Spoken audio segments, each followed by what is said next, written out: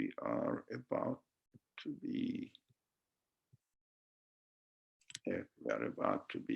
on YouTube live.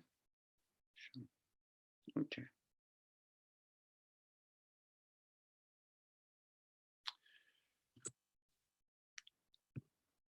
السلام عليكم ورحمة الله. أعوذ بالله من الشيطان الرجيم. بسم الله الرحمن الرحيم. رب اشرح لي صدري ويسر لي أمري واحلل عقدة من لساني يفقه قولي واجعل لي وزيرا من أهلي هارون أخي اشدد به أزري ويشركه في أمري كي نسبحك كثيرا ونذكرك كثيرا إنك كنت بنا بصيرا. ربنا ظلمنا أنفسنا وإن لم تغفر لنا وترحمنا لنكونن من الخاسرين. ربي أني مسني الضر وأنت أرحم الراحمين. لا إله إلا أنت سبحانك إني كنت من الظالمين. حسبنا الله لا إله إلا هو عليه توكلت وهو رب العرش العظيم. وصل اللهم على محمد وعلى آله وأصحابه وأتباعه وسلم والحمد لله رب العالمين. آمين.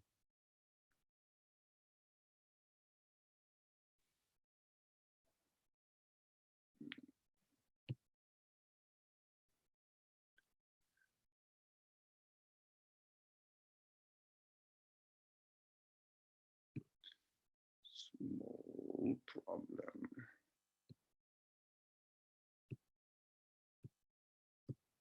Why I don't see the screen? That's it. All right, here it is. Sorry, let's put it here. So I think I see that we can see now the screen, and we have been studying chapter Najm, and we studied up to the verse 27. So we studied, oh, excuse me, I made a mistake. Oh.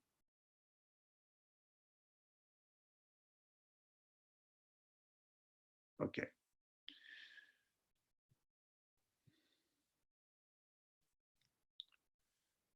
We have studied how the revelation to the prophet took place, and then now what the revelation includes in it, the content of revelation, and how we can benefit from it. So the revelation emphasizes on mainly how we should understand this universe and our existence, and then our responsibilities or duties on this earth. It means why we are here on earth, what are we expected to do. After knowing the source of our existence, of course, we should see the purpose, we should look for the purpose of our existence. So we know that there always have been two options in front of our free will to choose. Some people choose one way, the others choose another. So those people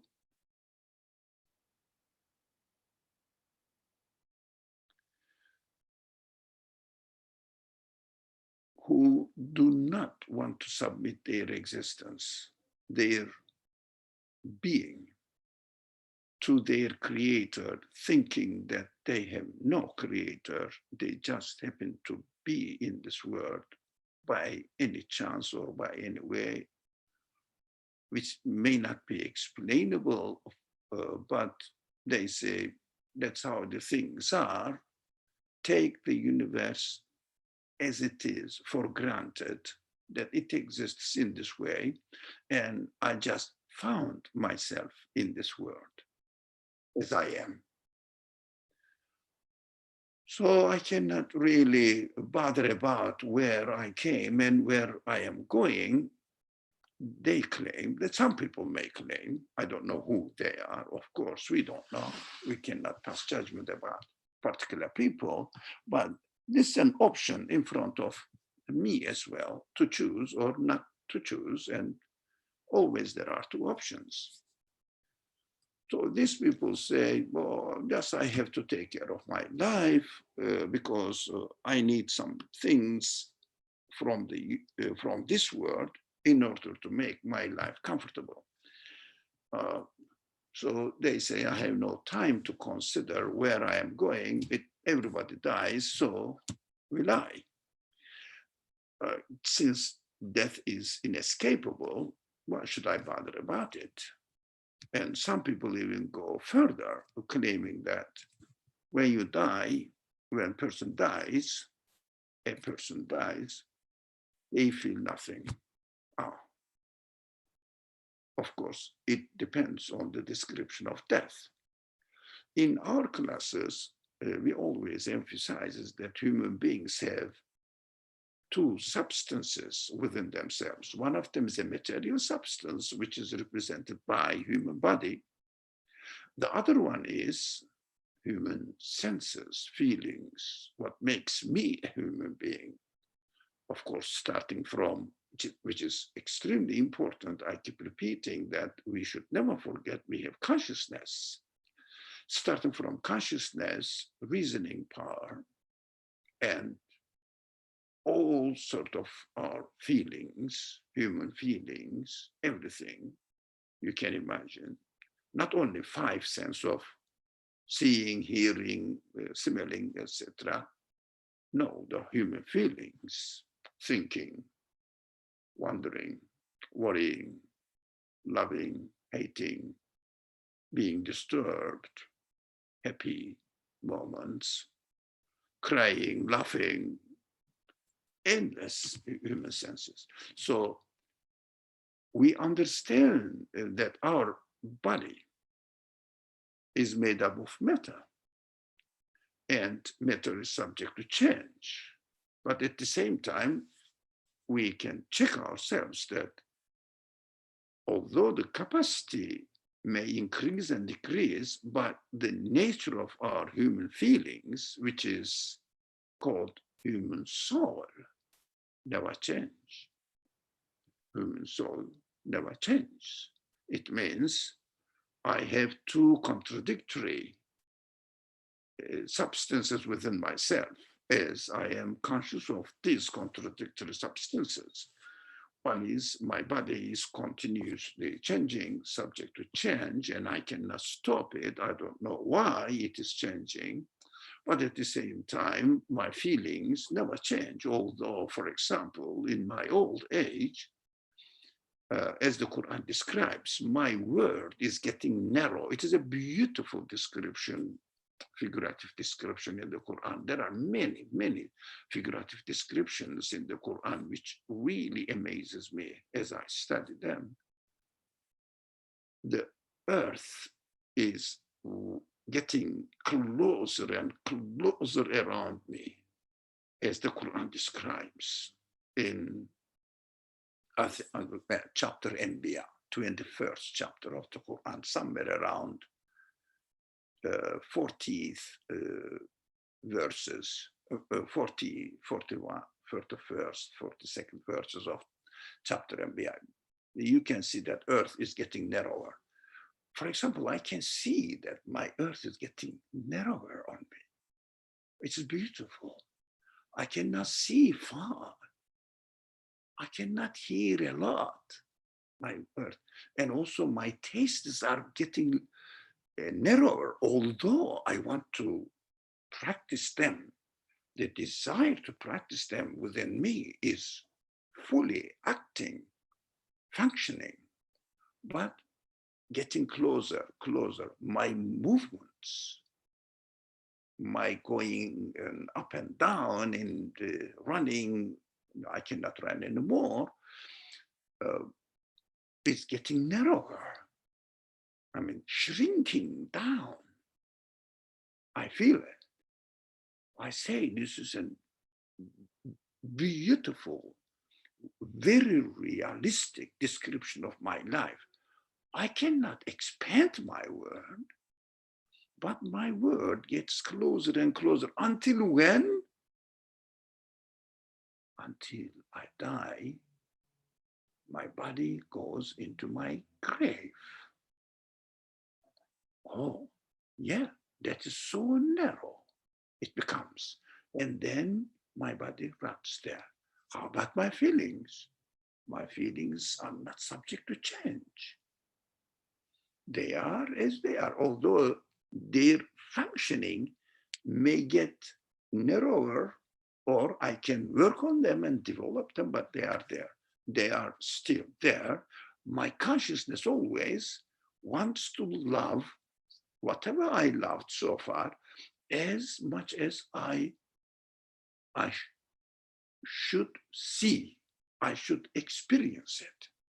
It means that it's so fully aware. For example, my eyes cannot see far away, but I want. The desire to see is with me. This is what I am. Anyways, so people, the subject will come to those people who don't believe in resurrection. So the main reasoning that the Quran presents to us, those people who incline not to submit their existence to the Creator and not accept that there is such a being who is the creator of the universe. In fact, I think it is a good point to remember. In fact, the reason for them is because they don't want to face giving an account or being taken into account of their life. What have you done in this world? How did you understand my creation? How did you appreciate it or not? Did you use it as an lost property that you found it somewhere? Or did you use it as a present to you, consciously, deliberately prepared and presented to you? And have you ever thought who was the agent behind all this existence? Were you grateful or just plundering the world as you found it without thinking whether it has an owner or not? How come this beautiful universe is prepared for your usage exactly as appropriate as you need it to use it, perfectly corresponding to each other? What you need, it is prepared out there. This adjustment, this arrangement definitely needs a conscious planner, creator, originator. If they don't accept this, of course, they may think that they are free here, but stealing the property of the one who has given existence to this universe and to themselves, and not being grateful to the one who gave it. On the contrary, by neglecting its ownership, they are being ungrateful and also denying the reality out there. So they don't want to face the accounting, taken into account. That's why they deny the hereafter. Because they don't want to face accounting or giving an account, they deny the Creator. That's their choice. Not because we will study the word now, not because they have evidence, so that they base their argument on the evidence and demonstrate it out there. No. Let's come now, read the verse 27 as we were going to say it.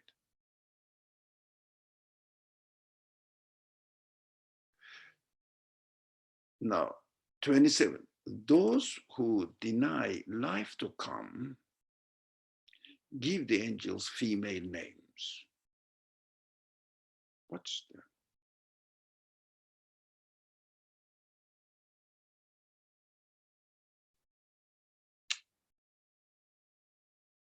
Yeah, 27. I'm confused here. I'm sorry. This is 27. This is 28.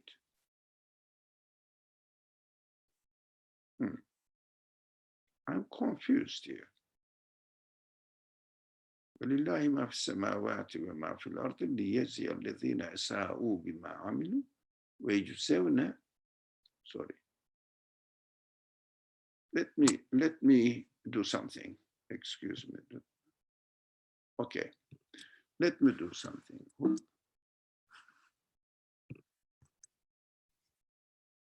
Why this one?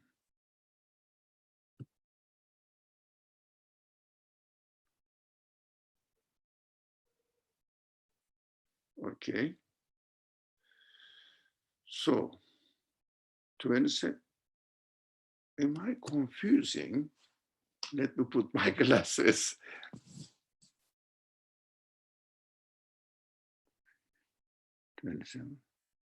Oh. Okay, 28 and 27 has changed the place. I don't know why.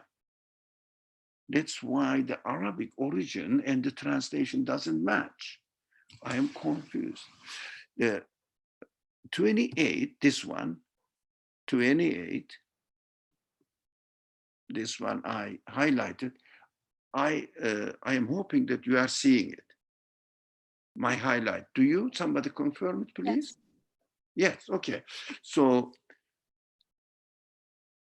وما لهم به من علم إن يتبعون إلا الظن وإن الظن لا يغني من الحق شيئا. That is the translation 28, but in the sequence there, it shows 27. That's why I was confused. So anyways, now let's, it says 27, 28, but it is 27. I'm checking online on a website, and it looks like 27 and 28 are in the right sequence as you have it. So they are not in the right sequence, are they? I think they are in the right sequence because online it's showing them to match. Sorry, okay, confused again. Yeah. So Yeah. maybe Arabic is not correct then. Possible. Okay, then we have to study 27 first, which is إن الذين لا يؤمنون بالآخرة ليسمون الملائكة تسمية الأنثى. Those who deny the life to come give the angels female names. Now, let's study this one. Okay. Now, 27 is this. Qasim, is that correct? Yes. Okay. Now, the Arabic lines are mixed up. I think I must have confused it. Okay. I hope you will forgive me. So, those who deny the life to come give the angels female names. We studied angels a lot. And because it is a very important subject, we touch upon it very frequently. Let me see if there's any. Yeah, okay, 27. Thank you very much. Got it.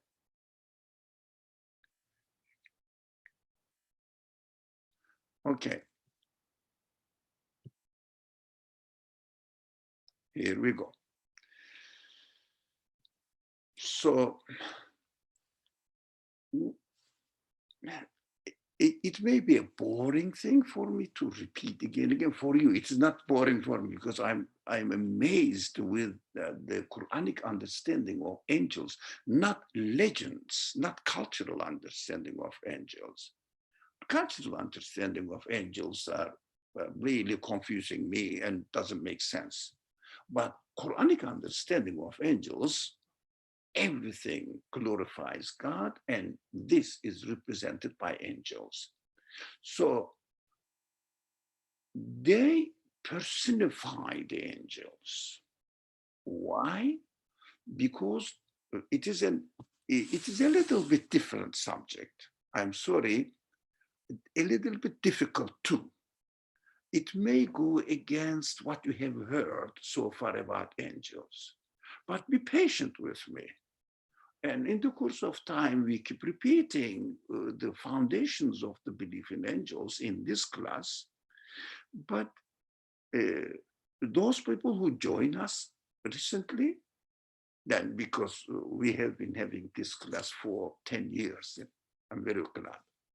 So those people who joined us recently, please be patient with me and bear with me, because I will tell you something very strange. Every single thing is willed by God to exist and executed by angels. Angels are the transformers. So the transforming the absolute qualities of the creator into a limited form of existence within this universe. And it is unimaginable. Everything is executed, carried out through the angels, but what is carried out? The will of the creator. That's what the Quran says. When God wills, he says, be and it is. And the angels executed it. And here we come in the universe, we see them in the form of created beings, limited created beings. But every created being has all the manifestations of the God's names, the manifestations of all of the God's names, of the Creator's qualities. That is quite amazing to see the universe as represented by angels, not the matter, but the meaning, the qualities of the matter is represented by angels. Those people do not believe. I'm not going into believe, don't believe the akhirah, which is in Arabic bil akhirah. La yu'minuna bil akhirah. Akhirah, it means hereafter. It's the translation says the life to come. I would say rather neither the life to come, not the hereafter, but the consequence of our life. Consequence of our life within the conditions of this universe. That is, the consequence is the akhirah, the end, the result of my life. So the universe is out there in order to teach me the qualities manifested in it, which introduce the qualities of its originator, its creator, who is called in English God, in the language of the Quran, Allah. So this is God, whose qualities are observed and we are really experiencing here in the universe, the manifestations, reflections, don't misunderstand, reflections of the qualities of God. For example, when I read a sentence here, it is the reflection of the knowledge of the one who wrote it.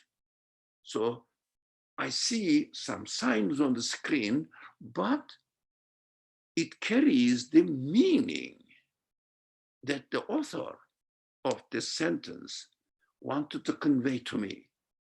although I don't see the author, but I can see the manifestation of his knowledge represented in a material form there on the screen or in a piece of paper, on a piece of paper. So you understand that belief in angel is directly related to one's believing in the creator or not. And the belief in the creator is directly related to one's thinking about the consequence of his life or not. Do you understand the connection now between how we see the universe, how we see the origin of the universe, and how we see the consequence of our life? Accordingly, we either submit our existence to the creator or we don't. You see, it is not, to believe in God and not to believe in God is not a simple matter. That's what the Quran describes the matter here.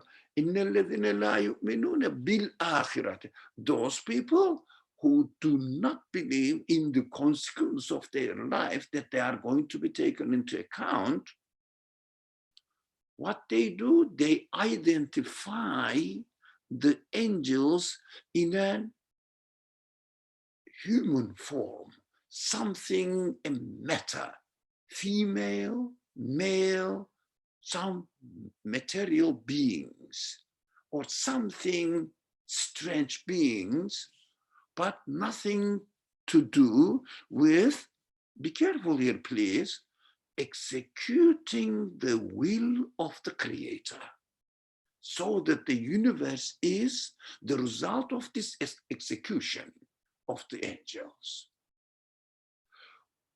As I had already mentioned, again, I will repeat, please do not hurry to come to a conclusion that, oh, what you are saying is what we have not heard so far. Yes, legendary telling about the angels is a cultural thing, popular understanding.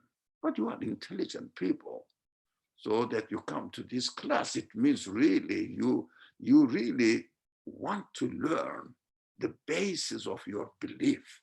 Why do we believe in whatever we believe? Though the hand, I will see the hand and give my friend, yeah, Qasim, just let me complete this complicated subject and then I will come back to you.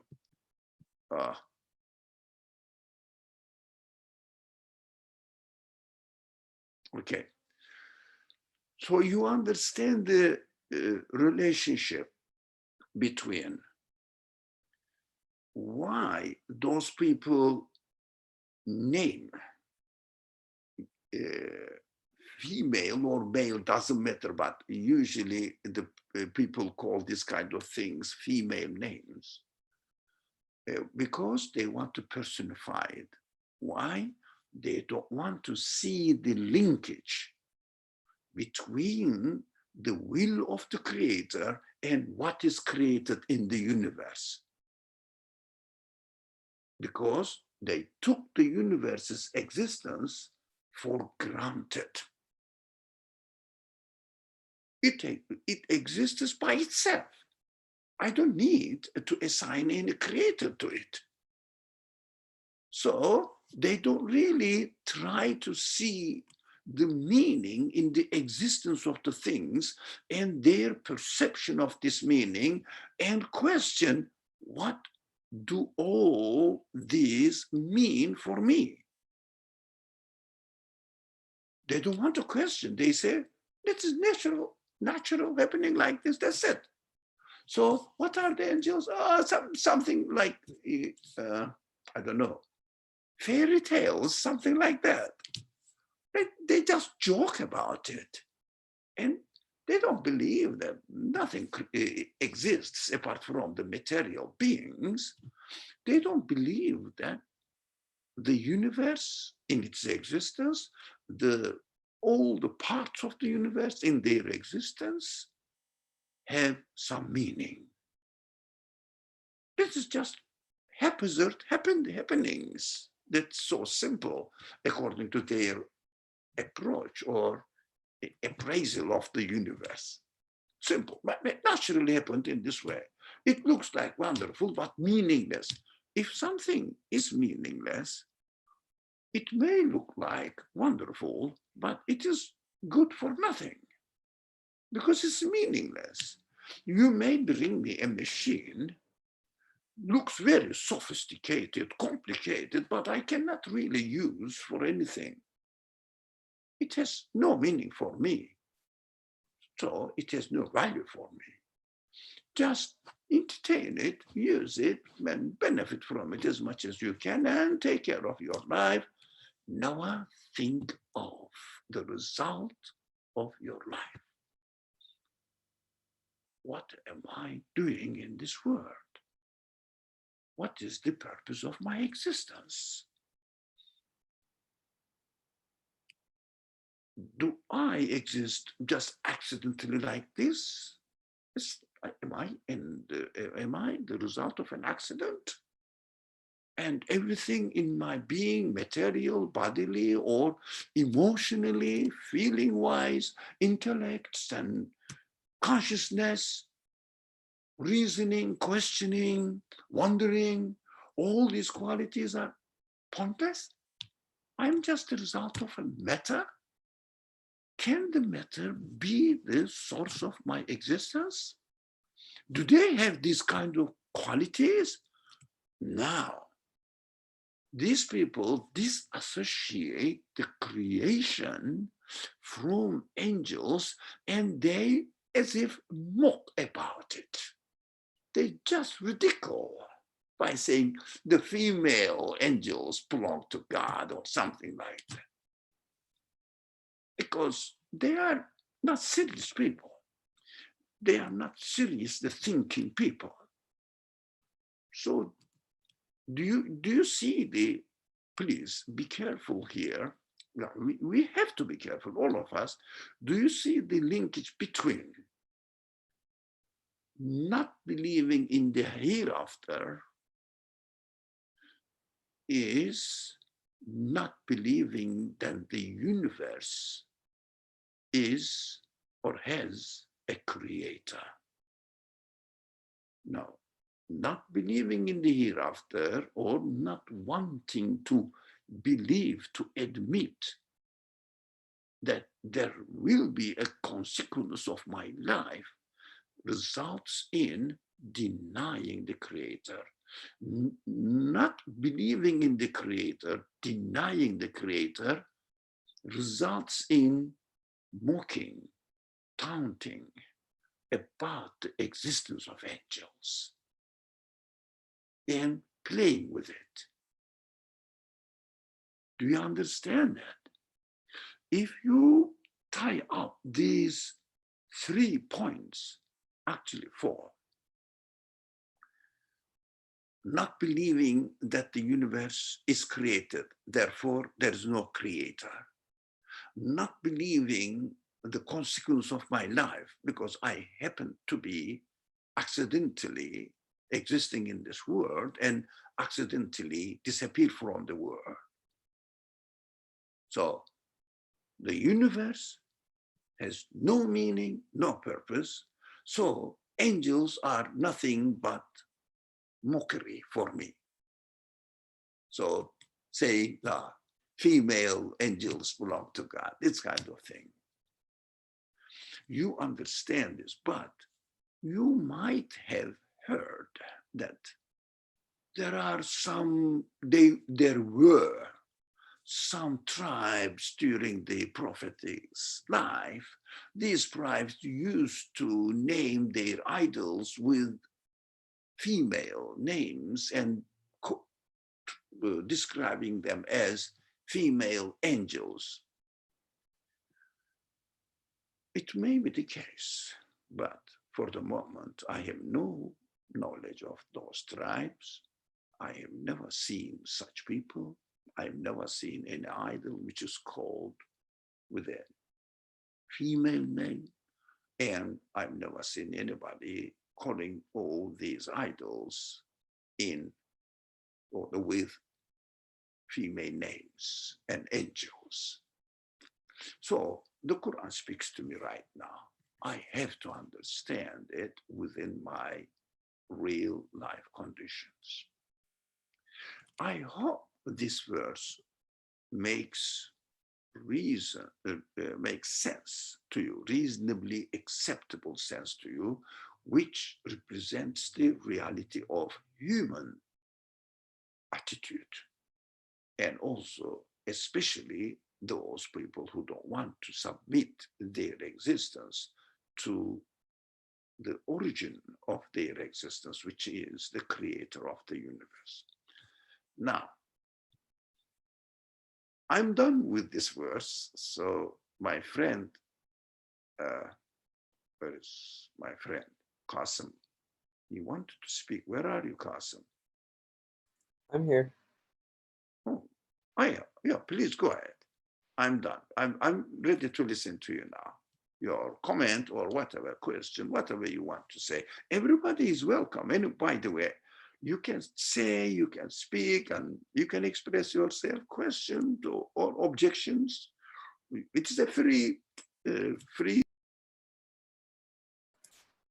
So, I guess I have a few points that I wanted to talk about.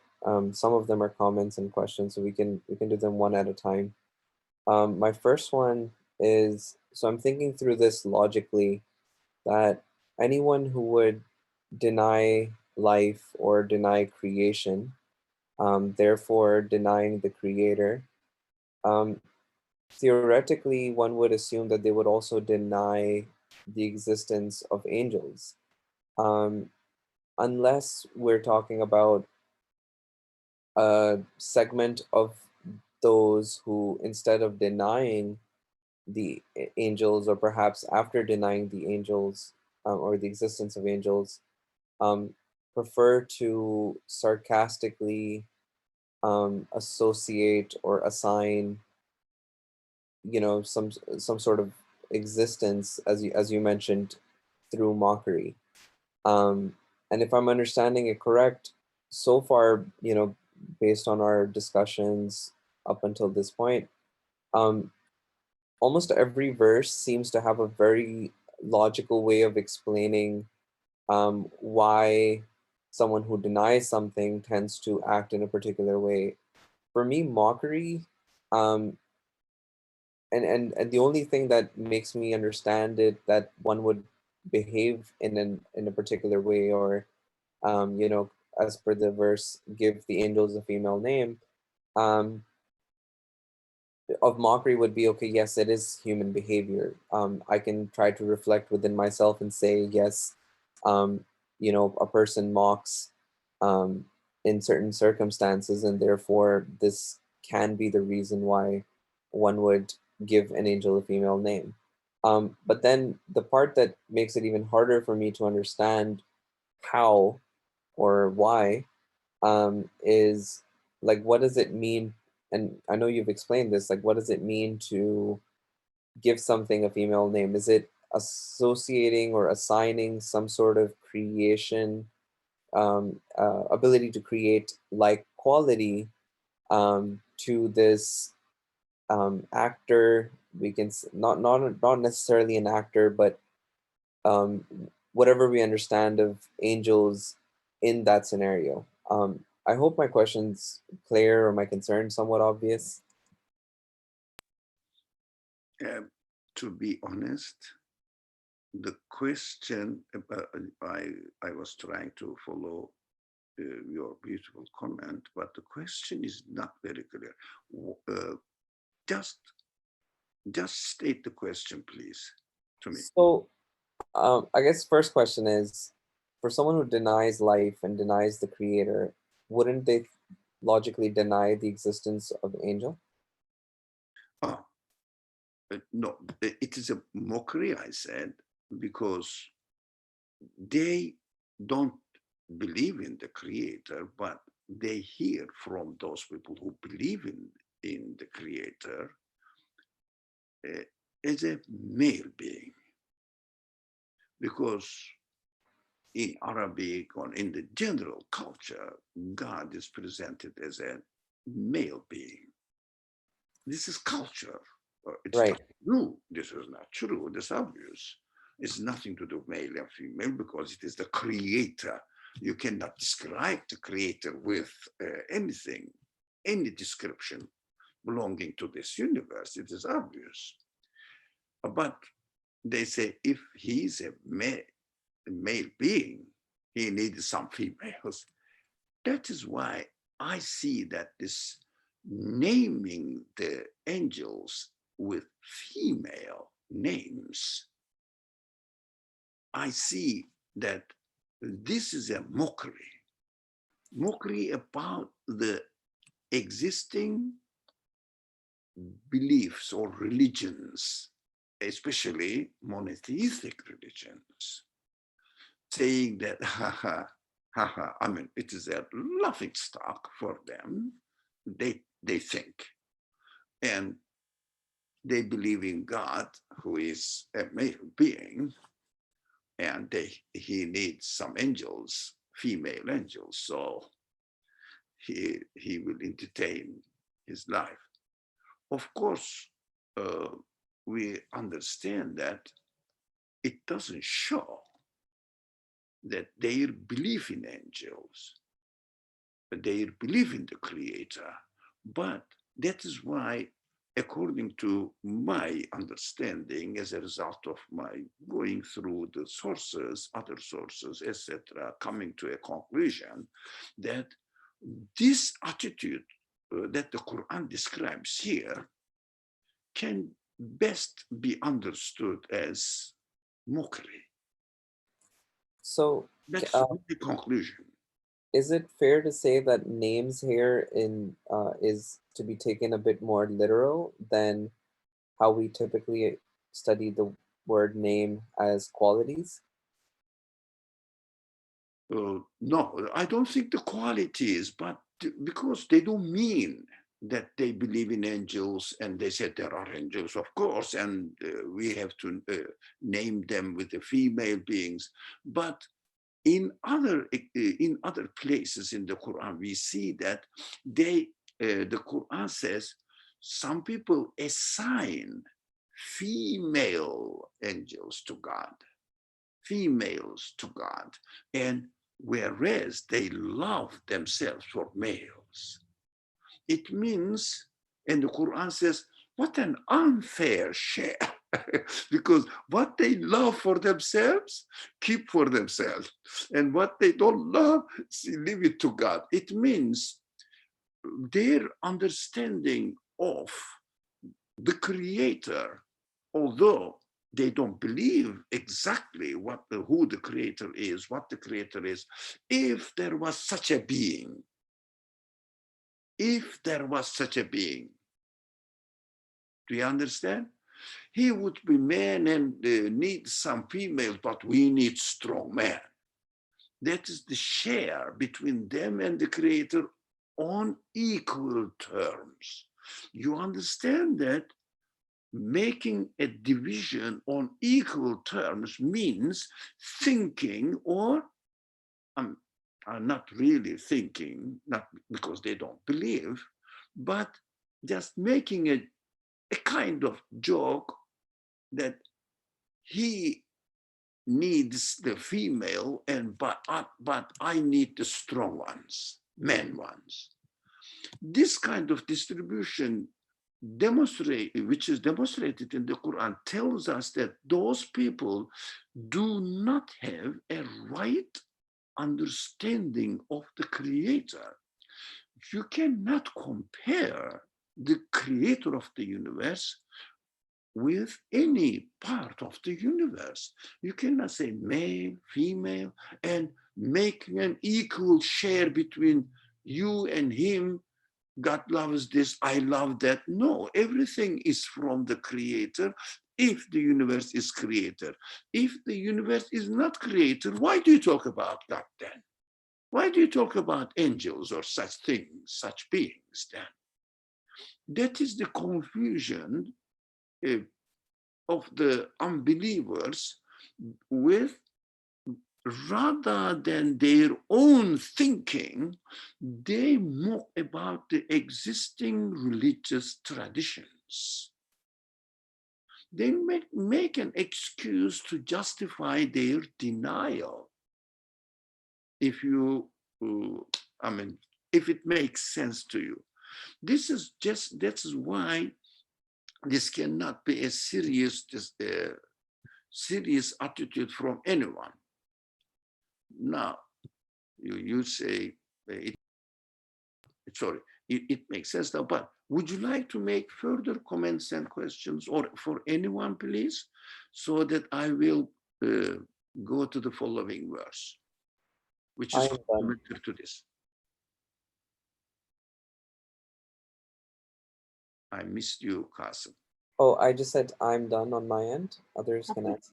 If anyone else, please feel free. I would like to have interactive, but really this online is not like live interaction.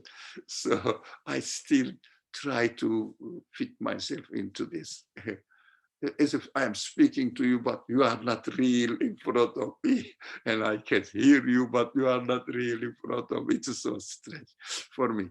But anyways, now let's come to verse 8, 28. وما لهم به من علم إن يتبعون إلا الظن فإن الظن لا يغني من الحق شيئا. Now, they have no knowledge to base this on. They merely follow guesswork.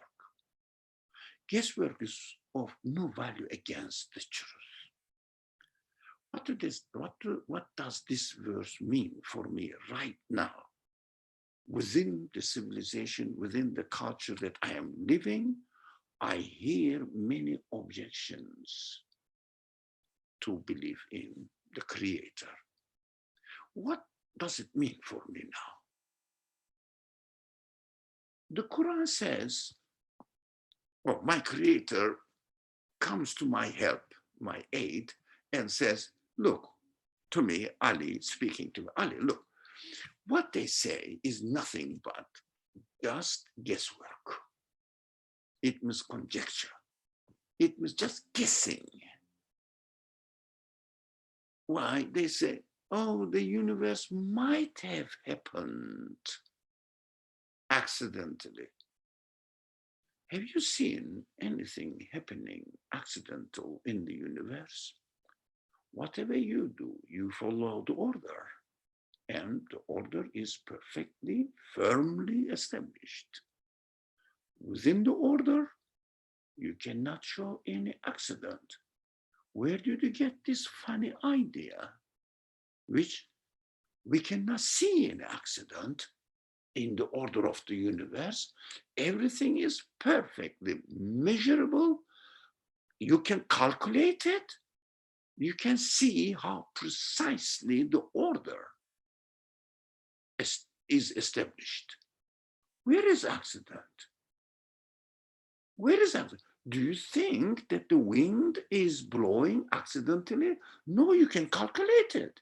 It has its own rules, principles. It has its own order. Within the order, they are given existence. So the order requires conscious arrangement. So if there is no conscious arrangement, there would be no order. It would be chaos. Order, some people may claim, but they cannot prove. Human logic says, even when I look at a simple, well-arranged house furniture, if I see that it is somehow ordered, I just inevitably, inescapably ask the question, who arranged these furnitures? But it's human. I cannot attribute the arranged furniture to an accident. It happened to be like this. Even the people brought it and put it on, not with a deliberate intention, accidentally put them there, out there. It is still the result of a conscious choice. In this case, this is just an analogy, of course, there's a human choice behind it. But in the universe, where I cannot see any human choice, everything is coming into existence and subject to change within perfect order. Change is taking within perfect order, and the existence is taking within perfect order. I cannot deny the order. No one can deny the order. Even the materialist people, they call themselves, we are doing scientific, not some of them, not all, definitely. We are doing some scientific investigations, research. How do you do that? By finding out how the order works. Can they make a machine on accident, chaos? Can the machine work, which is made in a chaotic way without following the order? What a not, I mean, unacceptable, contradictory. They say we study order and make everything that is correct, beautiful. We thank them, those people who labor, work on them, and we are using the machines now. We are thankful to them, their work, but their idea, if some of them claims that this universe came out of chaos, I say, excuse me, I appreciate your work that I'm using your laptop, for example, you made for me, and your internet system you established.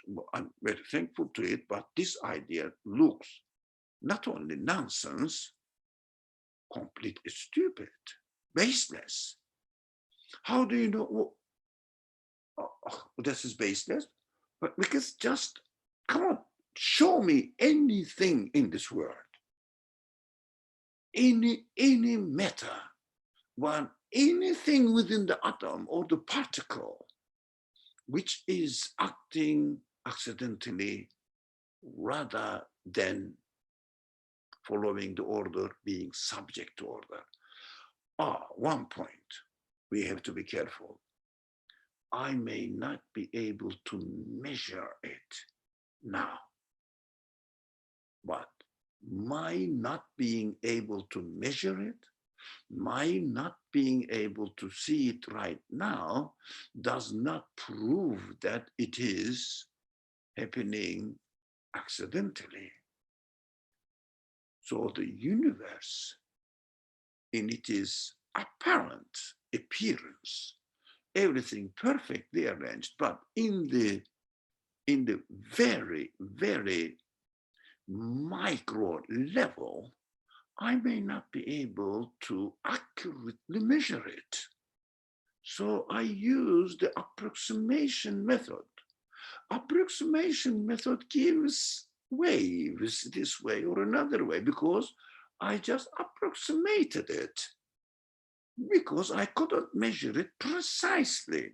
It doesn't mean that there is no measurement, there is no order there, but my knowledge of the happenings there, whatever is happening there, is in short to get the precision, to reach the precision. So my ignorance cannot be the excuse for claiming that universe came into accident, because there is some at the, for example, quantum level, I cannot see exact measurement, exact order. Excuse me, wait, work on it, you will see it. 200 years ago, people couldn't see the measurement that we can see now as we work on it. And we understand, we never came across the proof of accident in the universe. But once human race thought that it was an accident, now it is proved to be perfect order. For example, before the people thought that the rain happens accidentally. Now we understand that meteorology tells me it is happening by order. They decipher the order and make the measurement and give us the news that in 2 days' time there will be storm coming. How do they know it? From the order.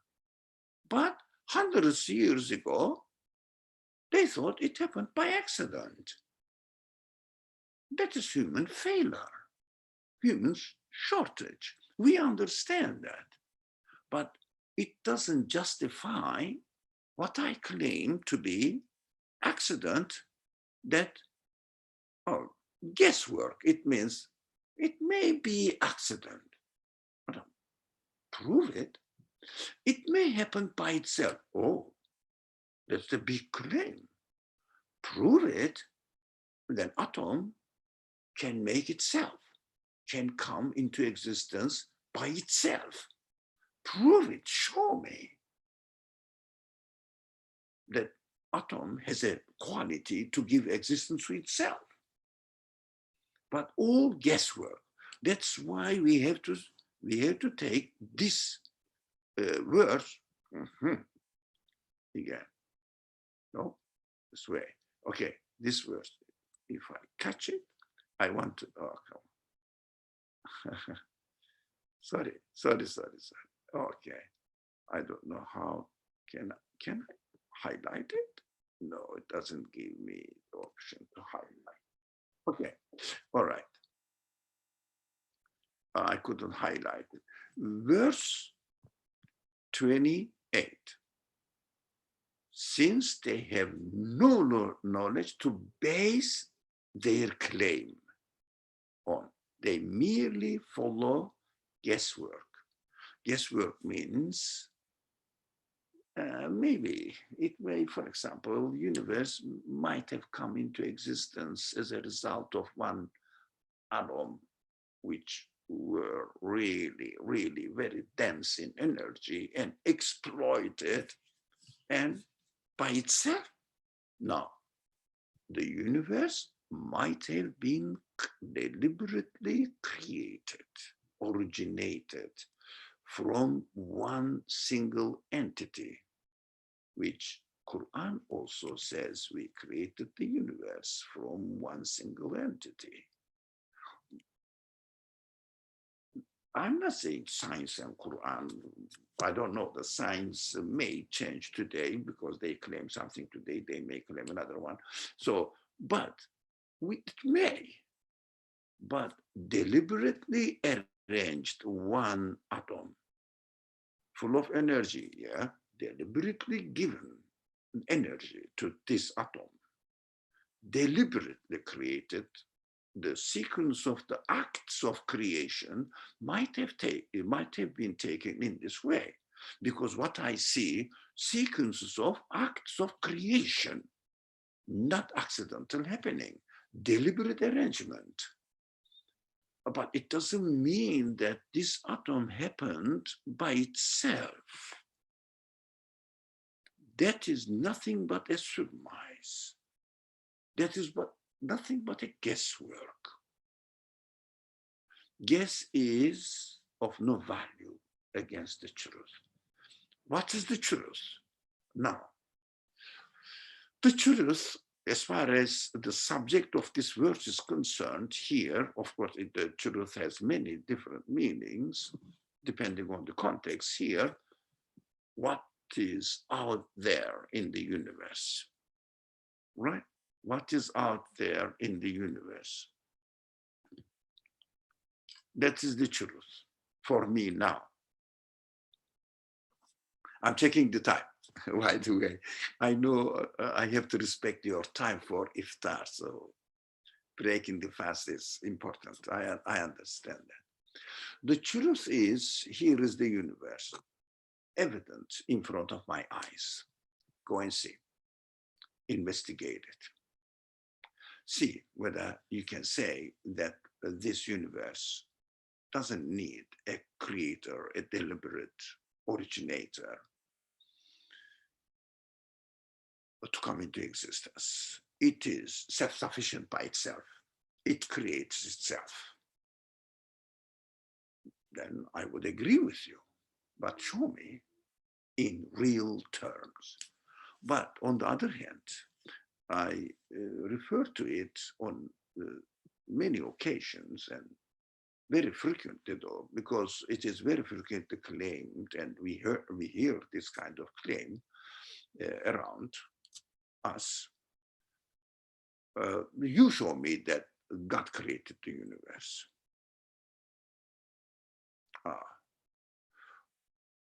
I don't know whether you heard this claim. If I say, can the universe come into existence by itself? Can the universe has the power to create itself? They say, well, okay, if it is created by God, then you show me God who is creating the universe. Look at the logical discordance here. If someone says, I keep repeating this, I'm sorry for those people who heard this from me on many occasions, but it is so common claim. And it is really causing confusion in the minds of innocent people with good intention like yourself. Like I hope I have a good intention. So, but I can say that you have a good intention. I'm sure of it. By myself, I don't know. So this is causing confusion. Now, if someone says, let me give a very simple example. If someone says the tree or the rabbit, take an animal, for example, the rabbit, the cells of the rabbit can be the creator of the rabbit. They can be the source of the existence of the rabbit. I don't know how it happened throughout the billions of years of development, happened to be into a rabbit, happened to be into a butterfly, happened to be into thousands of different species of fish, millions of different species of animals and plants, millions of them. Everyone is perfect in its being and perfectly adjusting their life to the universe. Billions of years of development, so millions of different kinds of living creatures, or billions of different kinds of galaxies happen to come into existence, perfectly arranged, all of them perfectly arranged, because of the accident. Now, this rabbit also came into existence as a result of accident by itself, developing. Show me. Can you see any chemical reaction in the body of the rabbit, in the body of the cell of the rabbit, which is happening accidentally? You may not be able to see it. You may fail to see the order in its existence, but can you really demonstrate that the parts, constituent parts of the cell can give existence to themselves? Because you are saying rabbit is the result of its own particles. Show me inequality in the particle to give existence to itself, to make a choice, so to have a will in the particle, or the particle is subject to the order of the universe and it exists there as it is given existence. It cannot be the source of its own existence. Because you are saying the rabbit existed by itself accidentally within the universe as a result of its component elements. You have to demonstrate it. These qualities of creating, arranging, perfectly changing, and willing this way or another way, choosing, perfectly adapting itself to the universe in the rabbit. You are saying it came into existence by itself. But what I am saying, excuse me, we have to watch out our language. We cannot say God created the rabbit. We cannot say this. Be careful. I'm very aware of what I'm saying. What we say, the rabbit cannot be given existence by its component elements. Component elements have no quality of knowing, creating, power, choosing, arranging, adapting by themselves. They have no power to choose. They are just particles. They are made of particles. So I see that rabbit and its component particles need to be given existence. Look at the language. They need to be given existence. They need to be arranged by a conscious being. They don't have consciousness.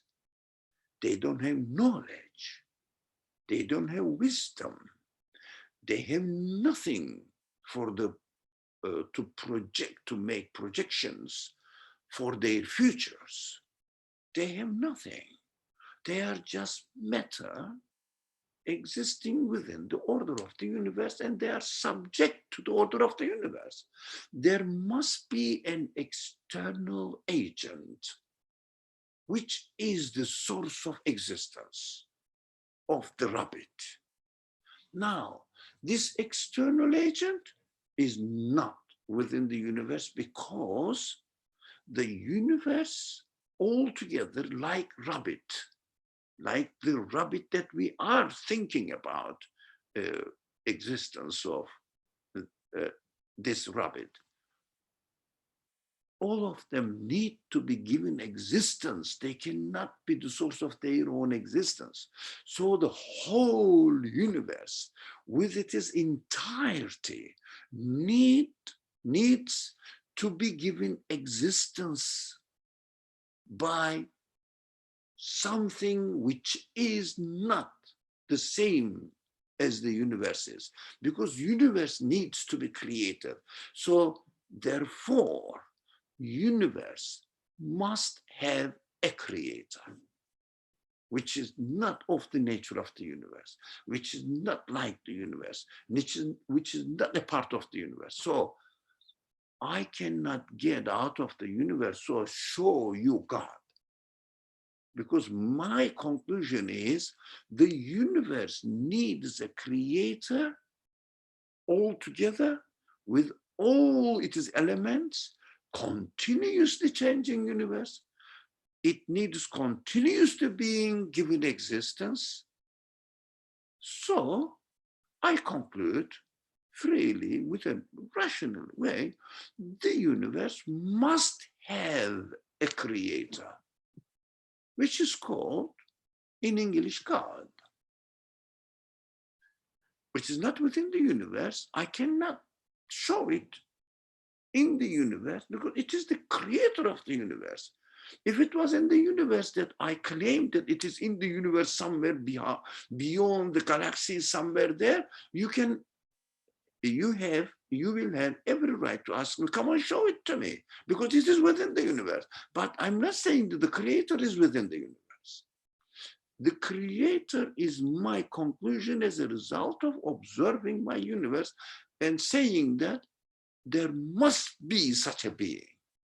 That is my conclusion about the explanation of the universe, right? You cannot ask me to show God creating the universe, but I can show you that the universe is being created. That's it. Can you please explain what is meant by in the heavens in 5326?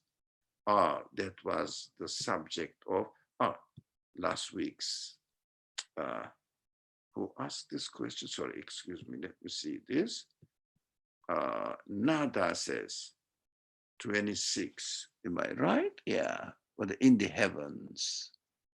We studied this Nada last week. So, excuse me. I am not familiar with this. Yeah. وَكَمْ مِنْ مَلَكٍ فِي السَّمَاوَاتِ. So there are many angels in the heavens who said, no. We said heavens means not in the material form, yeah, but the it's a nada for your sake, very briefly, from not in this universe, but the material side of this universe, but other side of the universe. It means meaning side of the universe. That is called Sema. Sema is the, how do you say, roof, if you like. The result, if you like, of the, but if you take it physically, no, it doesn't work. Not the physical. Let me see, how can I explain it? For example, when you read a sentence,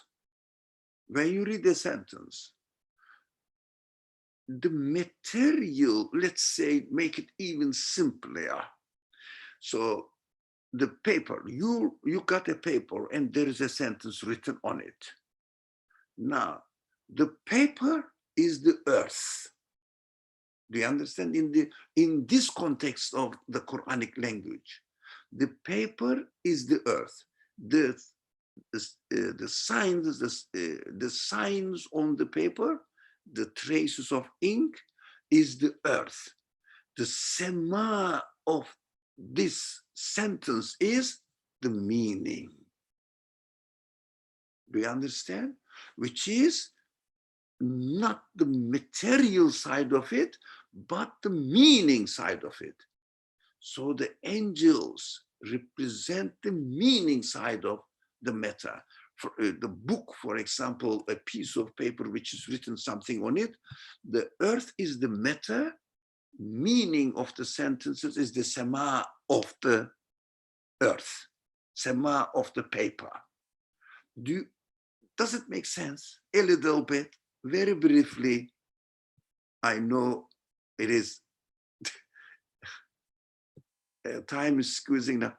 Yeah, so when the Quran uses excuse me again. When the Quran uses about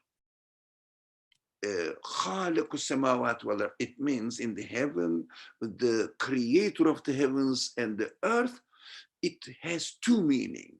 The real physical heavens and the earth, but at the same time, what you see materially and what you conclude as a logical conclusion about the meaning of this material existence. Both of them are the acts of creator of the universe. So we have to read the Quran in a flexible way because it has meaning within meaning. It's within meaning because it is coming from an infinite knowledge. So before time is really up, we have a few minutes. Let's concentrate on the last verse. But you should ask the questions. Like, the last minute. Okay. Now, فأعرض عن من تولى عن ذكرنا ولم يرد إلا الحياة الدنيا. Now, therefore, turn aside from him who turns his back upon our reminders. Oh, what is our reminders? Okay. What is our reminders? There are two types of reminders. Again, the language of the Quran is flexible depending on which aspect you look. If you say reminder from one side, the speech, the guiding speech of the Creator. If you say reminder as far as the universe is concerned, the meaning in the existence of the universe is the reminder. In both senses, the Quran says, turn aside, leave them play in their guessworks. As the other verses say it in this way. Leave them play in their guesses, just throwing away any idea comes to their mind in order to have an excuse to justify their denial of the Creator or their denial of their reality that they are created beings. They don't have a Creator. Leave them aside because they turn their back upon our reminder. What is that? They turn their back when they are confronting with the universe, what the universe gives the message, tells them.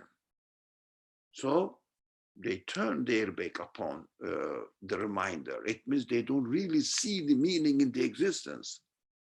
They say, oh, I like this. I love this food. Why? Why this food is tasty? Who is presenting it to you? Who is presenting your stomach? Who is presenting your body? And who is making your body in need of the food? And who is presenting the food out there? There's a perfect arrangement. That is a conscious arrangement. Why don't you think about it? This is a reminder for you. And at the same time, the Prophet comes with the message, here we are studying. This also says, don't just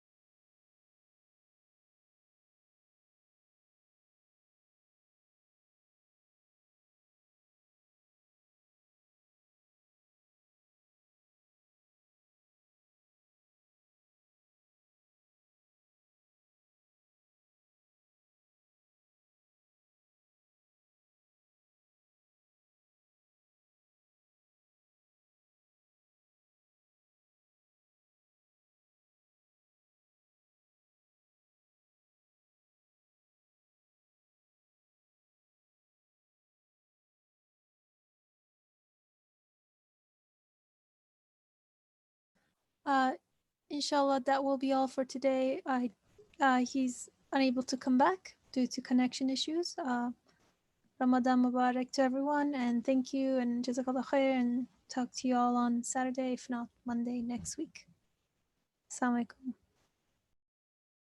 وعليكم السلام ورحمة الله.